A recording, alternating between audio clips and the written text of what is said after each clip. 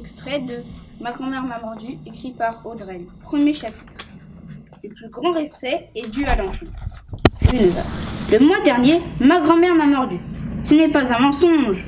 On pouvait voir la trace de ses dents sur mon poignet. Pourtant, personne ne m'a cru. Mais enfin, Marcus, une grand-mère, ça ne mord pas, me répétaient les gens et ils éclataient de rire.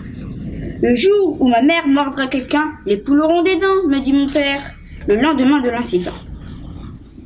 Mais grand-mère n'est pas une poule, elle a déjà des dents, répondis-je. Mon père partit dans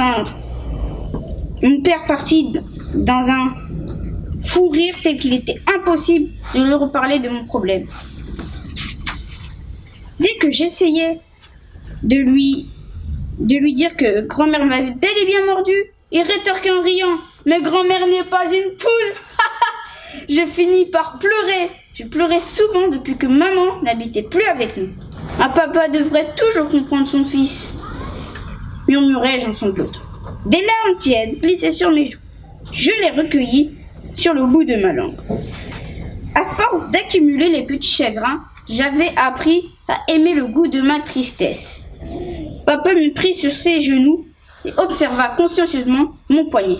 « C'est Flavien qui t'avait mordu et tu ne veux pas le dire pour pas le faire punir. C'est ça ?»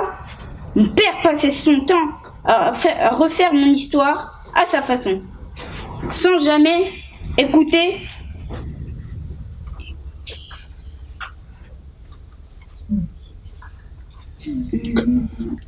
Prends le temps.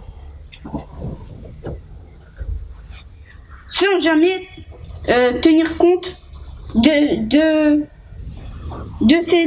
ce que je lui disais. Il ponctuait ses phrases de « c'est ça » et de « n'est-ce pas ?» Mais il n'écoutait pas ce que je répondais à ses questions, qui étaient en fait des affirmations. Il m'agaçait.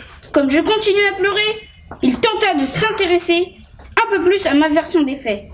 Et il ajouta « Mais enfin, Marcus, pourquoi grand-mère t'aurait-elle mordu ?»